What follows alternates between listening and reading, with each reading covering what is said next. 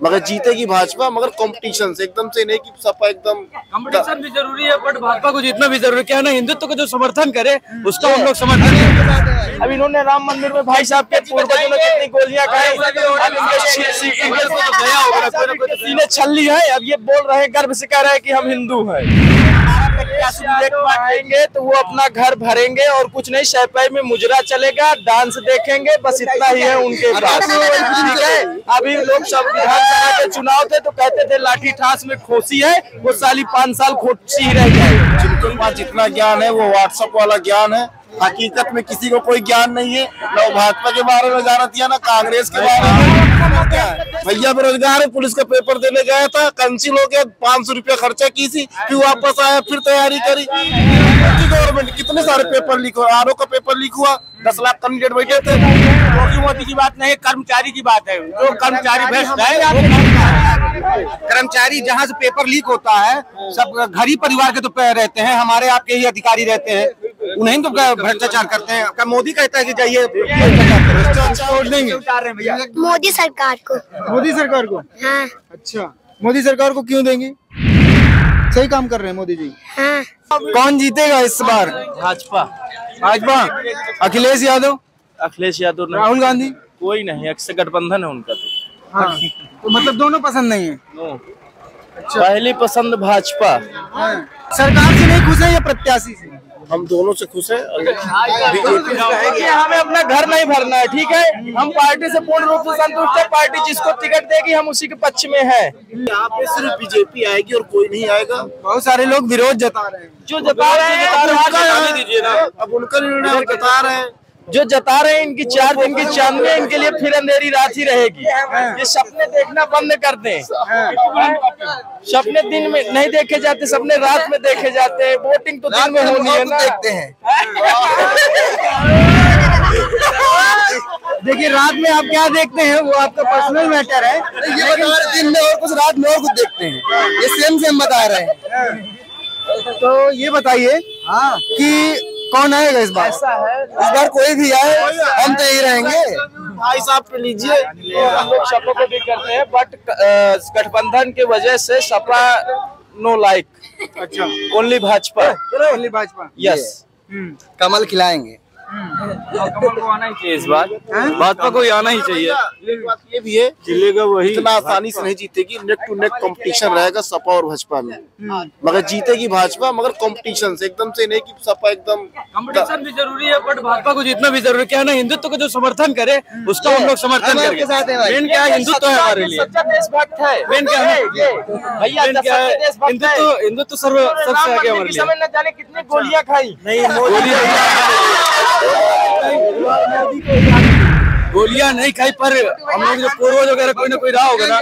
जब 21 क्या कहते हैं वकील खड़े थे राम मंदिर के खिलाफ, ये राहुल गांधी ने खड़ा करवाया था 21 वकील। आप सभी लोगों को पता भी हो इस चीज के बारे में।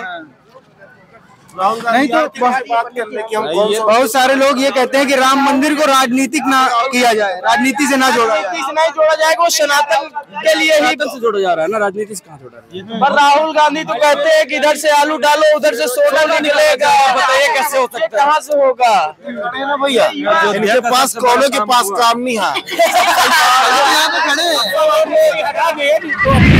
बेरोजगारी सबसे ज्यादा है, सब सही हटाना चाहिए भैया। राहुल गांधी कहते रहे बेरोजगारी हटाने के लिए। राहुल गांधी के बाद की बात नहीं है। 70 साल से नहीं हटा पाया तो अभी क्या हटा पाएगा?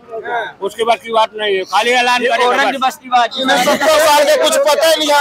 70 साल पहले भैया, हमारा प्रत्याशी आएंगे तो वो अपना घर भरेंगे और कुछ नहीं, शहपै में मुजरा चलेगा, डांस देखेंगे, बस इतना ही है उनके पास। ठीक है, अभी लोग सब विधानसभा के चुनाव थे तो कहते थे लाठी ठास में खोसी है, वो साली 5 साल खोसी ही रह जाएगी। उनके लिए कुछ नहीं है कार्य करने के लिए।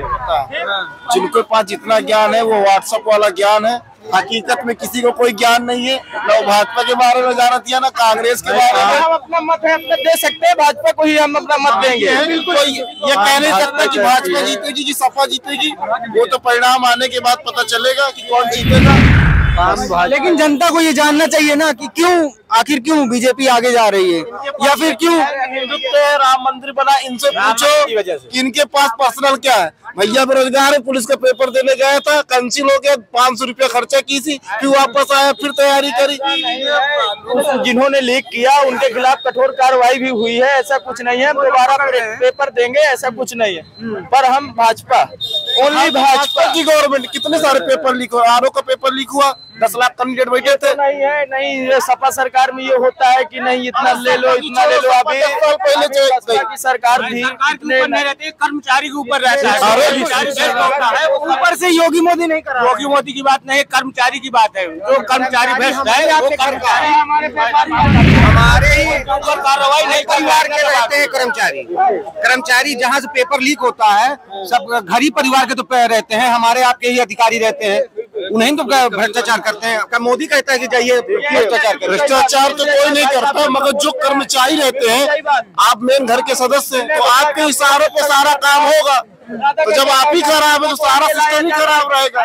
लेकिन ये बताइए, जैसे ऊपर से कोई योजनाएं आई तो वो क्या धरातल पे? आपको बता रहा हूँ, जैसे कॉलोनी आई, मेरे को कॉलोनी चाहिए, मैं 20,000 रुपए किसे दूंगा?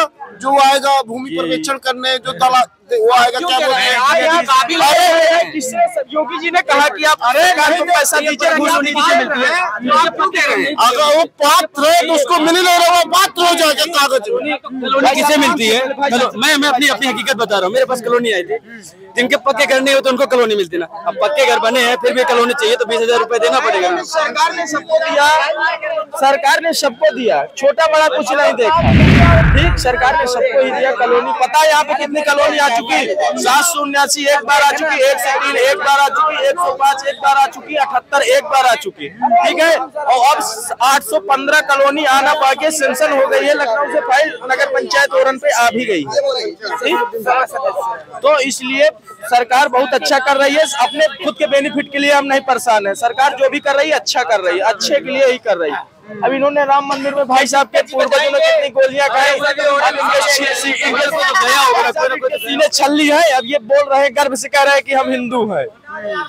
सर आपको बहुत धन्यवाद, कम से कम पहली बार शायद इस गांव में कोई मीडिया आया हो। सर हम पूरे बुंदेलखंड में यही कर रहे हैं, क्योंकि अक्सर आपने देखा होगा बड़े चैनलों पे जो है वो बड़े शहरों का ही दिखाया जाता है, हम लेकिन गांव-गांव जा रहे हैं। सर ये आपको बहुत बहुत धन्यवाद। आपका भी देश मोर्चा न्यूज़, देश मोर्चा भैया वो घर में आग लगे, न वहाँ प्रधान सुननी चाहिए, न कौनो सरकार सुननी नहीं है, न वहाँ पैसा दी नहीं है। जहाँ में कह जाओ तो हम वोट दिया हूँ। मैं विकलांग आदमी हूँ, वो महरियो विकलांग है, माँ विकलांग बूढ़ महतारी है। कहे में इनकी वोट दें कहे कहे मत वोट मोहर